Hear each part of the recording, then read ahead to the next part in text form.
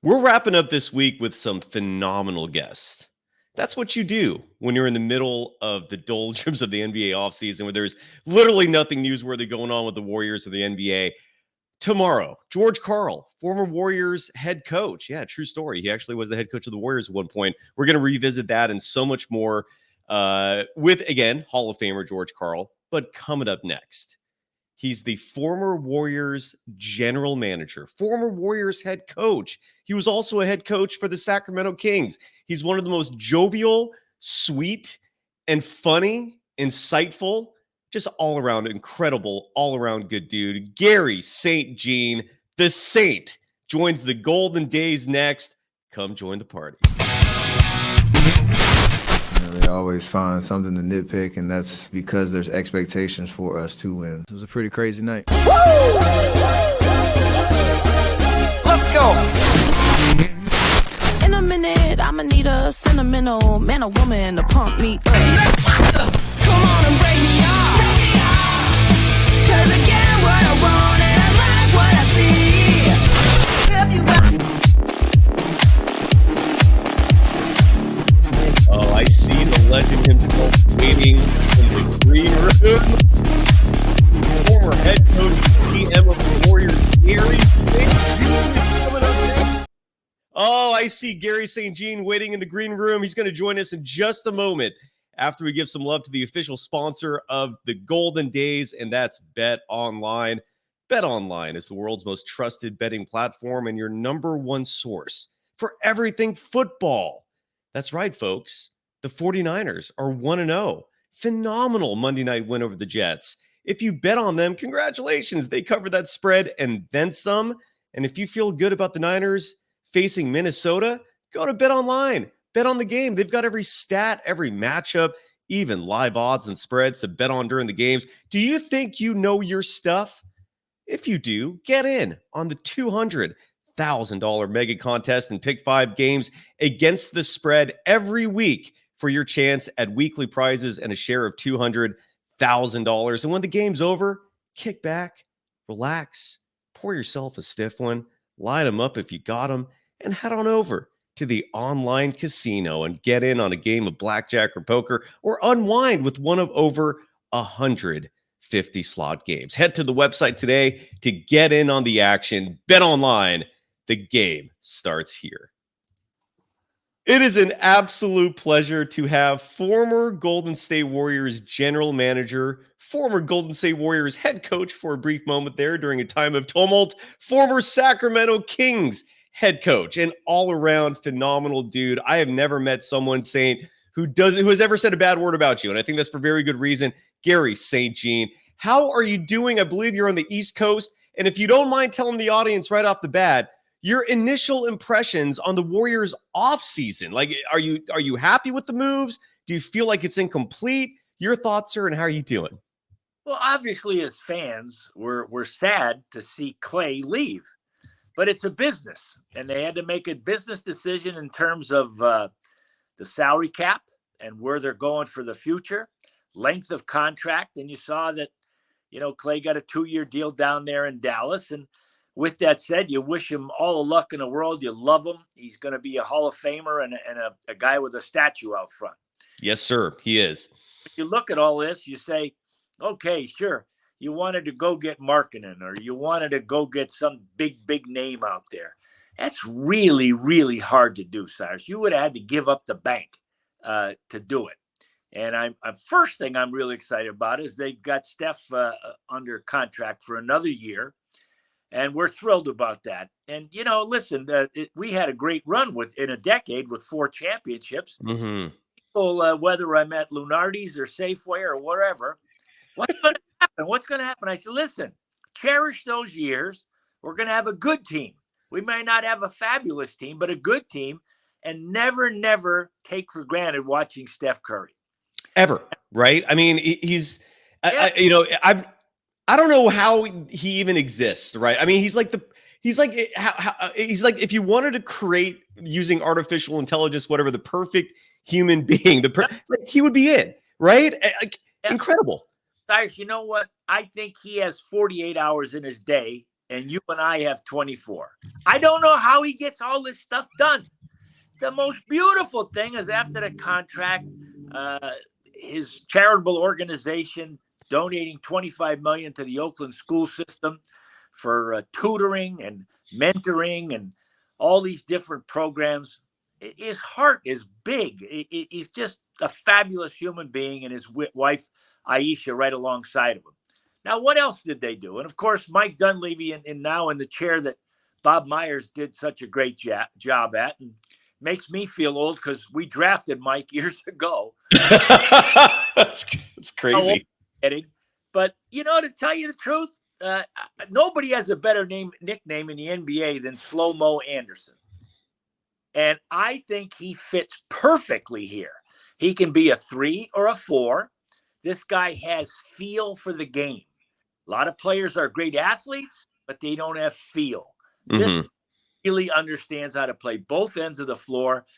I've talked to a lot of people who know him, and they said he's going to be a perfect fit for the Warriors. Oh, that's music to my ears. When you look at Melton, I've talked to my son, Greg, who, is up on all these guys. He's coaching with the Lakers now. And he said Melton's a terrific two-way player, that's a really solid signing.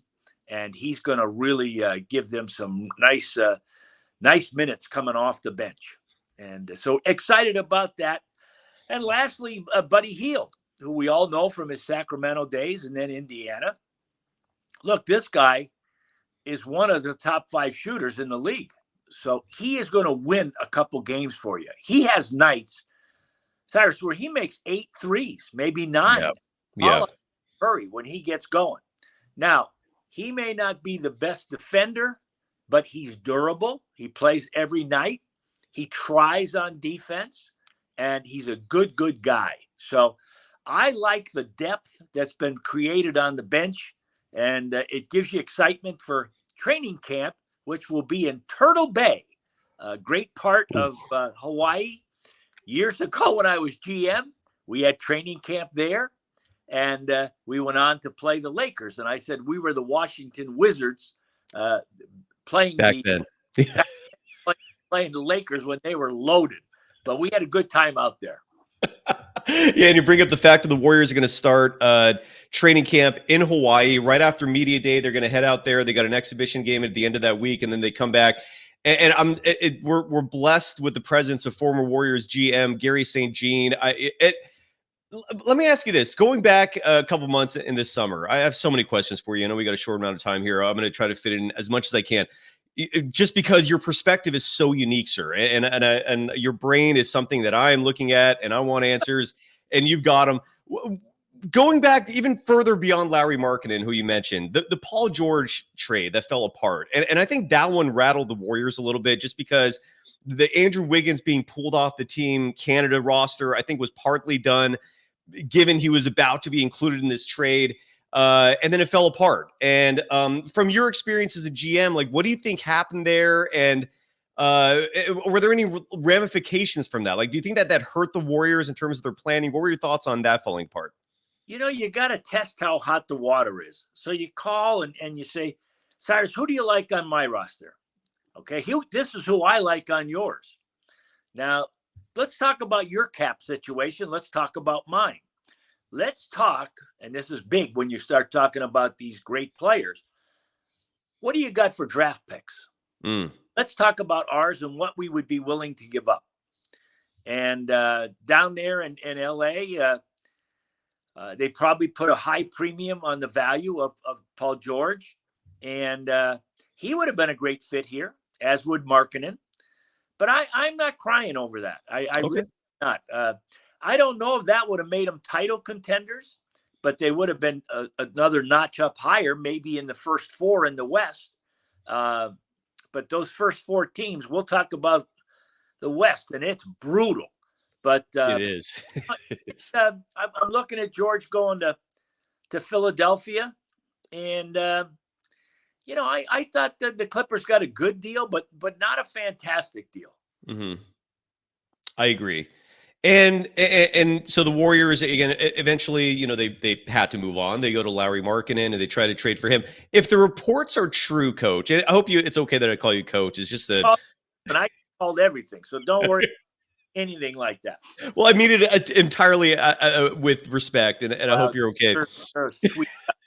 Thanks. So Lauri Markkanen, if the reports are true, what apparently held up the deal was the Warriors not wanting to let go of Brandon Pajemski. And to me, that reminded me a lot of 10 plus years ago when the Warriors were faced with a somewhat similar situation where Kevin Love was reportedly available. And if the Warriors had included Klay Thompson, they could have gotten Kevin Love back. Jerry West, who I'm sure you have a relationship with, rest in peace. Yep. Bob Myers. It was across the board. They said, no, Klay Thompson is our guy. We're not letting him go. And I see some similarities there again, right? We have Brandon Pajemski, another young player who they could have given up for a fancier name, another big. But the Warriors said no. What was your reaction to that? Did you support the decision, or would you have made the trade possibly if that's what it came down to? Well, I'll tell you, that's why you have a group and you voice opinions. We can agree to disagree.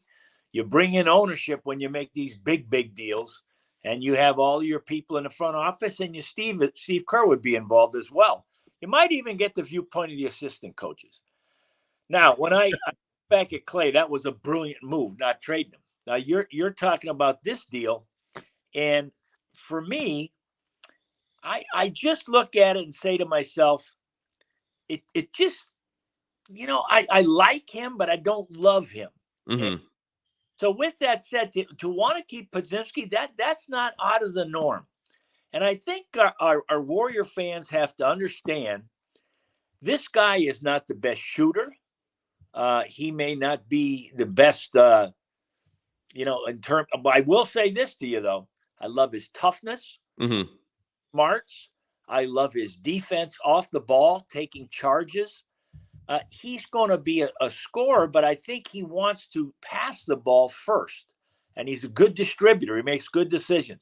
He's one of the best rebounding guards as a young player that we have in the entire league. So, and high character. Mm-hmm. He loves being here. He's got a place in my heart, because he's a Wisconsin guy, and I started out coaching with the Bucks in '79, just ago. And his Polish heritage really gets me, because my hometown in Massachusetts, Chicopee, Massachusetts, we have the world's biggest kielbasa festival. Oh, sign me up. 30,000 Polish people in my town. So I talked to the people back there at Chicopee Provision, who make the best kielbasa. They're sending me some out. And Cyrus, I'm going to find time during training camp, and I'm going to sneak down there. I'm going to call Raymond Ritter and Steve, and I'm going to present him with a kielbasa. That's how highly I think of him. The great Raymond Ritter. Oh, he's going to be he's going to be exalted over that. Yes, continue. Sorry. Oh, I'm sorry. I thought you were. So and Brandon Pajemski, I like him too. Yeah. Let me get off script here for a second and ask you, if you don't mind me asking this, do you miss being a GM? Like, do you miss being behind the scenes? Instead, I know you have the Warriors and the media partners, and rightfully so. They're smart to do this. That you're a regular presence when it comes to providing Golden State Warriors analysis, at least here in the San Francisco Bay Area, home of the Golden State Warriors.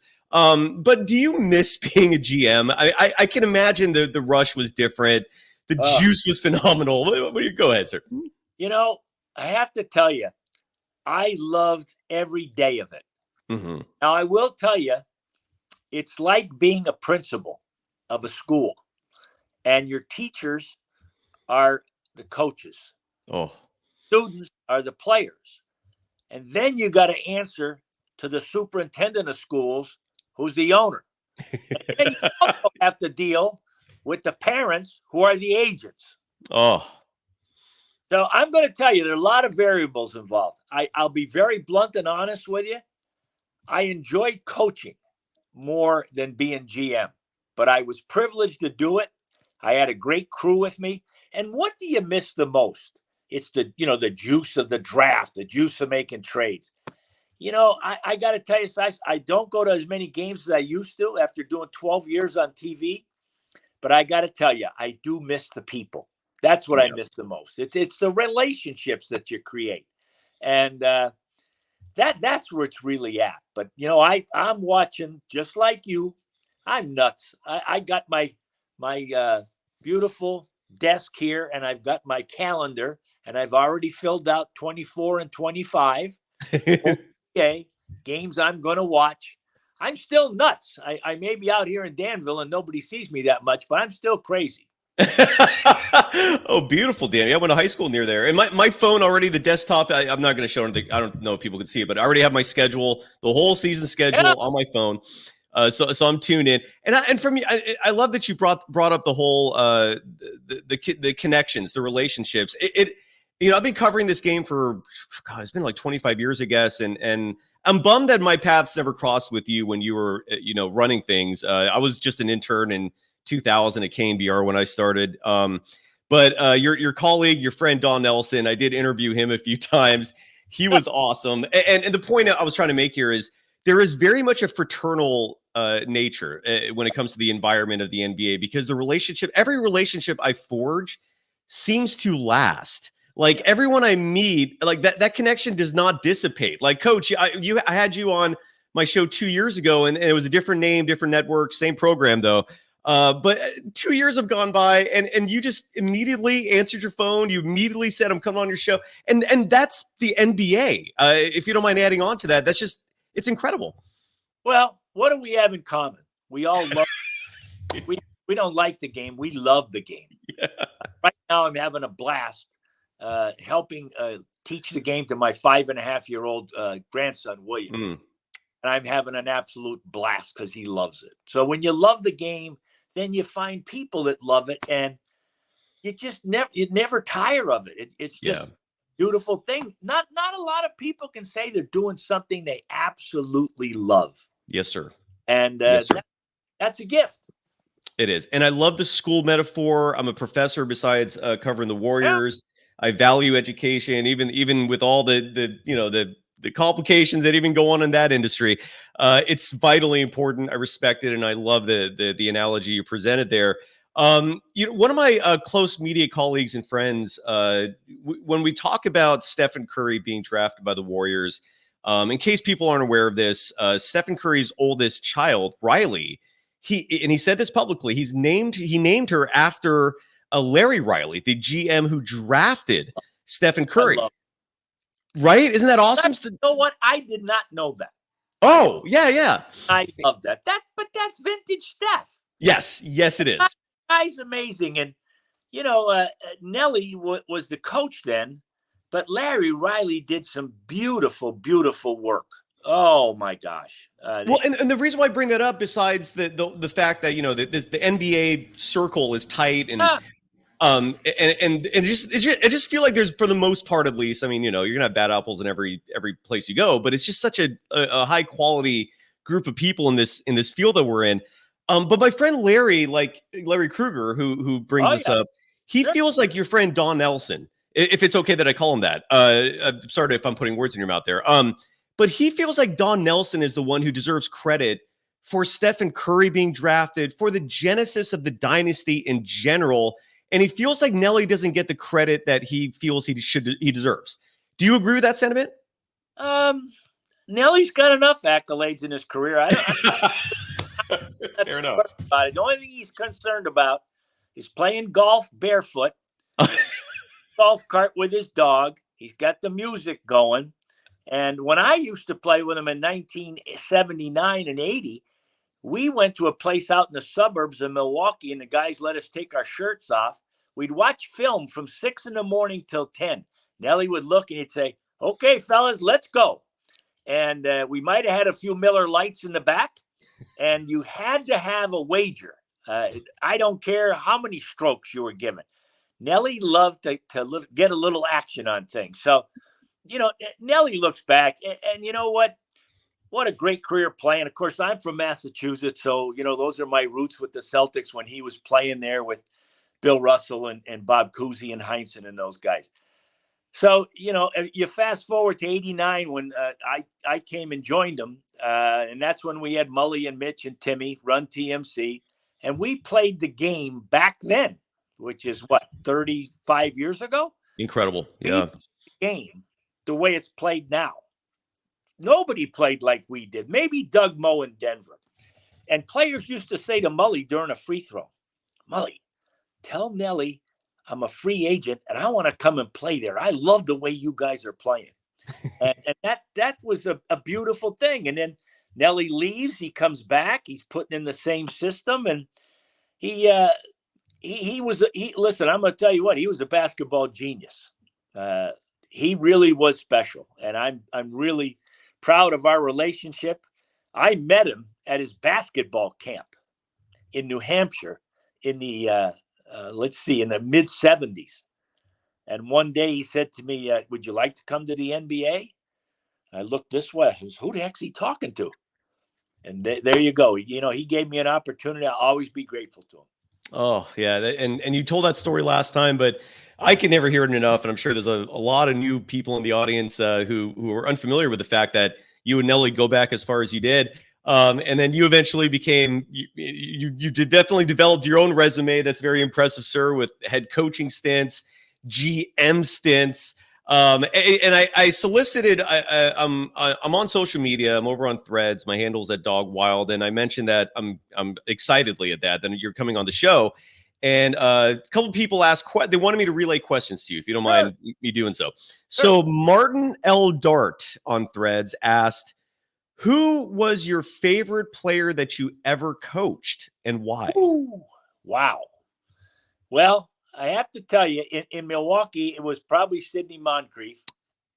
And Bob Lanier was very close. And then Marcus Johnson. The Nets were in New Jersey then. We had Buck Williams, who was stronger than New Rope. Up here. And I got to tell you, I love Mully, Mitch, and Timmy. Those guys. But, you know, I had the pleasure to be around Manute. That was the ultimate experience. Then we bring in Sharunas Marshallonis. Oh, Tommy Tolbert on the radio. No finer guy than him, and Rod Higgins, and you know I can go on and on and on. So going Terry Teagle. Great guys. I was blessed. A lot of Hall of Famers and great guys. Oh yeah, Terry Teagle with the big old elbow sticking out on that fadeaway. On that right side, you couldn't get to it. Sleepy flat. I mean, I could revisit those days as well. One other question. This is from Ultimate Warrior. I apologize if I mispronounced that. And this is a question that goes back to the current Warriors, which is the question is, with all the Western Conference teams, and this, I don't know if in your history of covering the game, coaching, GMing, if you've ever seen a conference this deep. I know there's been a few iterations that were impressive.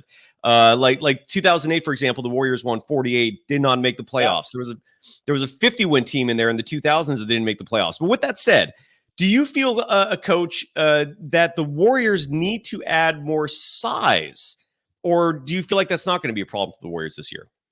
Well, you're always going to feel that when you go against against Denver. You know, with the size of Jokic, and you know, boy, I'll tell you what, when Draymond has to guard Sabonis, that's a chore. Yeah. So you look at the bigs in the West, and those to me are the top two. But quickly, Cyrus, you know, when you look at this thing, OKC, Denver, the T-Wolves, Dallas, I think the Kings are going to be very good. The Suns always get hurt. Always injuries. But boy, when you get a team down on paper, that's a heck of a team. How good is Memphis going to be with Morant coming back? And then on the senior citizens for me are the Warriors and the Lakers. You know, and can they hold up? And that's going to be interesting. And we can't go to sleep, you know, on the Pelicans. I envision them playing Williamson more at 5, and that's a real dilemma. You know, the Clippers, I think, are going to slide, even though they got that beautiful new building. The Rockets are on their way up, and then Wembayama and the Spurs. The only team that I think teams are going to stay down there are the Jazz and the Blazers. But to your point, it's a great, the parity has really strengthened itself in the league. You know, when I look at the top 5 in the East, Celtics are by themselves, but the Knicks, the 76ers, the Bucks, Cleveland, it's better back there. You know, Indiana's good at but the West is really tough, and you know you can't beat Father Time. And No. you know, with Draymond and Steph, and then you got down there with LeBron and Davis. I just hope and pray that those guys can stay healthy and have great years, because we talked about the new acquisitions, and you know, I'm reading that that Kevon Looney was really impacted by Chris Paul, and he's really done a lot of work on his body, and he spent a lot of time shooting mid ranges, but also working on a three. I read that too. Well, I love it. You know, pick and pop is the in vogue part of the game. Cyrus, I said this last year. I'm going to say it again to you. And you know, and I love Peyton and I love Moody. To me, the two key guys on the team, the rest of the guys, I know what I'm going to get. The two key guys for me are Wiggins, and I sure would like to see him play like a couple years ago. Yeah. Won it. And the other one for me is Kuminga. Mm-hmm. What's going to happen with him this year? It's time for him to take a big step.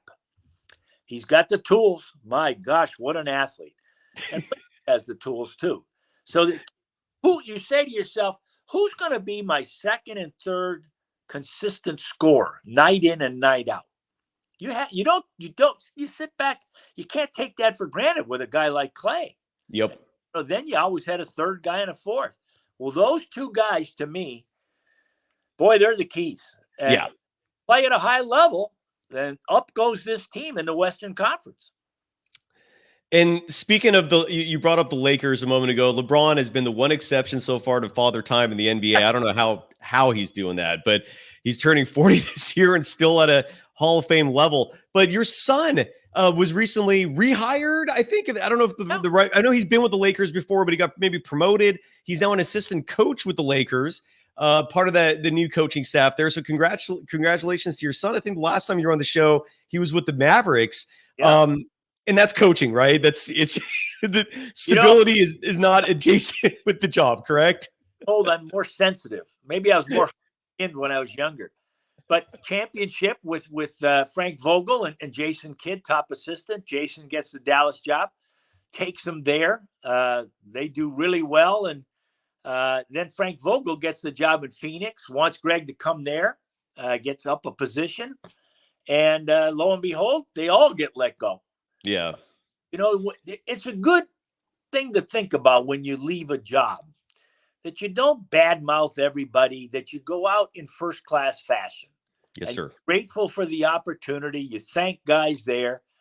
So Greg had a good relationship with Rob Pelinka and Kurt Rambis. And, you know, he's really excited. You know, Redick's going to have his hands full. Very bright guy, great competitor. But they were smart. They hired Scotty Brooks. They hired Nate McMillan. I told Greg going in, I said, Greg, you're not, I remember their whole careers playing, but coaching, these guys are class acts. So, and this, I don't take this for granted. The whole coaching staff is on the same page. But remember, we're on a honeymoon right now. So we'll see what happens when you go to battle here in another 6 weeks or so. Well, and part of the reason why I brought up your son Greg being an assistant with the Lakers is, to me, when you compare, when you look at the Warriors, the biggest question mark I have, I mean, every point you brought up, I 100% agree with, sir, in terms of, like, you know, Kuminga has to step up. He's a vitally important part of this. Wiggins, you know, for 5 straight years, his scoring has declined. You know, if they get the 2022 version of him, I feel like anything could happen. But the Warriors, I guess what I'm curious to know from you is, how do the Warriors, who have this roster that's so wing heavy, right? You got Pajemski, Wiggins, Buddy Hield, DeAnthony Melton.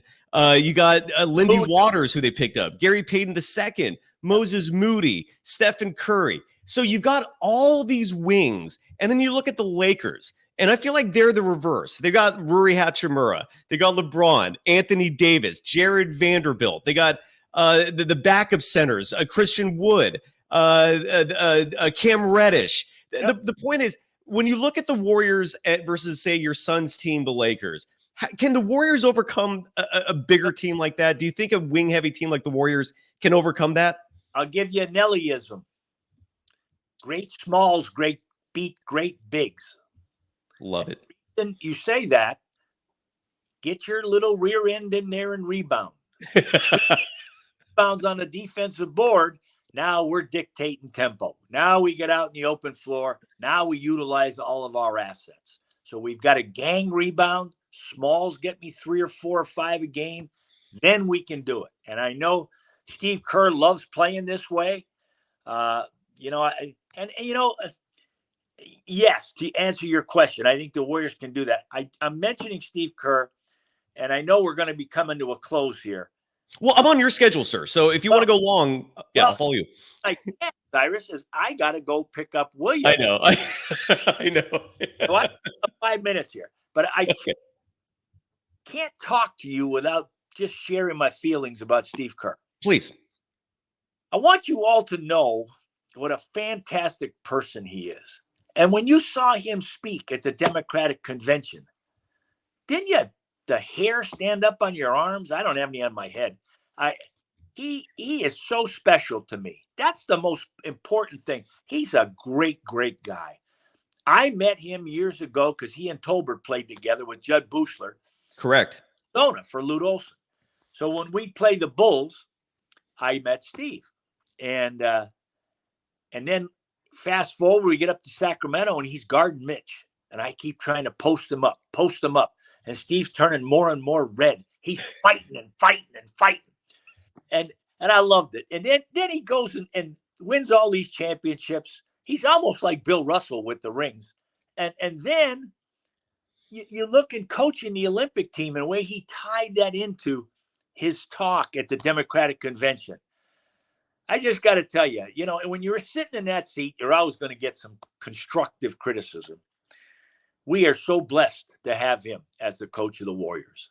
And I think it's pretty cool that a number of his guys now have gone on to get other head jobs. He's a special, special guy. And like Steph, cherish him as long as you have him. Was he? Because every time I see these small ball lineups, I always think of Nelly. I grew up with Nelly as the head coach of the Warriors, whether it's, the late 80s through the Chris Webber years. And then you kind of took over to a certain extent. But does Steve Kerr, does he emulate Nelly at all? Or is this totally independent in terms of the small ball lineups? One, Steve is this special person that just got you and I chatted about, but he's very bright. Now, there's no patents in the NBA. So you beg, steal, and borrow from anyone that you like. Then he had the great privilege to play for Phil Jackson and for Pop. Correct. He got a master's and a doctoral class early, and he's carried it over and just a fabulous coach. Did you and Popovich, were you both assistants at the same time? No, this is funny. I got the Sacramento job and Pop was coming in. So he said, Saint, tell me about Nelly. He gets pretty fired up during the games and what goes on? I said, well, listen, Pop, you have to have a yellow legal pad. Back then, coaches didn't have these fancy. Right. And I said, now when you hand it to him, always hand it to his right hand. And then you have to have 2 sharp number 2 pencils in your pocket, just in case he breaks the first one. And this is how you hand it to him. And he's looking at me, and I was with Mike Schuler, and he's looking at us, and he said, are you guys serious? The facts, it was true. It was something because Nelly would be so fired up. The coaches were a lot more demonstrative in those days. Times have changed in that regard. More calm, cerebral. But then he'd get in the huddle, and when he talked, he just made basketball sense. Every player was able to grasp what he was talking about. So, but boy, we talk about 2 great guys, 2 special guys, and Nelly. Oh yeah, well, and 3 including yourself. Do not discount yourself in that. You are a legend, sir, and I can't thank you enough for taking some time out. I want to sincerely apologize that. And this goes to show, and you probably can attest to this better than me, how fast time flies, because I did not reach back out to you, not because I didn't want you on the show. In fact, I always feel guilty reaching out to anyone of your stature because I feel like you have a million more important things to do than talk to a schlub like me. And so, but I want to apologize for that. It took 2 years for me to reach back out to you. And if you don't mind coming back on, it will not be 2 years. It'll probably be more like 2 months. But thank you. I just want to thank you for coming on, sir, because you're brilliant. I mean, you're a saint. You're a legend in the Bay Area and then some, sir. Listen, when Kevin Dana told me you were an all-star, I said, let's do it. The great Kevin Dana. His workload has exponentially. I'm going to be his agent. I'm promoting him to teams around the league. That guy's going to be a big-time guy. Yes, sir. I wholeheartedly agree. And when Kevin and I first met, oh, sorry, go ahead. No, it's going to happen. And in the meantime, I'm a lucky guy doing the Warriors Roundtable with him.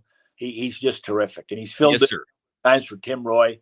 So you and I are big fans. No doubt. Yes, sir. Yeah, and I've told Kevin Dana this repeatedly. The first time I was introduced to him was on the radio. I just randomly turned it on, and I don't know, Tim Roy had a night off, and I was like, who's this guy filling in? And I was impressed. And I'm not an easy person to impress. I can be a heavy critic. And I told him that. I'm like, Kevin, I'm being straight with you, man. That's the only way. I only know how to be straight. You're good at this, man. Like, you are a talent. And he's mentioned that you're helping him out, which goes to show how good of an individual you are, sir. And yeah, he's the real deal. I agree with you. Thank you. And listen, I'll say a prayer for you at St. Isidore's.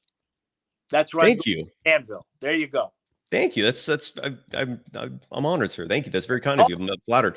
And it will have fun picking up your grandkid. I imagine that's one of the many joys of your life. And I'll reach out to you again if you don't mind. Thank you so much. Thank you, sir. Have a great day. And I can't thank Garry St. Jean enough for joining the program, for spending 30 plus minutes offering his insights.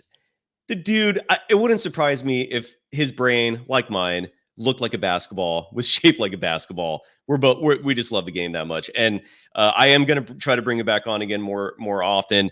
And I do like what he said about Steve Kerr, that as an individual, he's a good person. I've never once criticized, well, I don't want to say that, but for the most part, my criticism of Kerr has not been of who he is as a person. It is just strictly his personnel decisions. You could be a good person and still not be 100% right when it comes to what players to play. But with that said, Garry St. Jean, there's a reason why he's still on your television sets, on your radio, when it comes to covering the Warriors, when it comes to basketball season being back, because he knows what he's talking about. And he's just an incredibly good human being. Thank you to Garry St. Jean. And tomorrow, another legend, a Hall of Famer, back-to-back days of former Golden State Warriors head coaches, in this case being George Karl. He's on the show tomorrow. We're going to do that. Until then, have a great day. We'll see you on Friday. Bye-bye.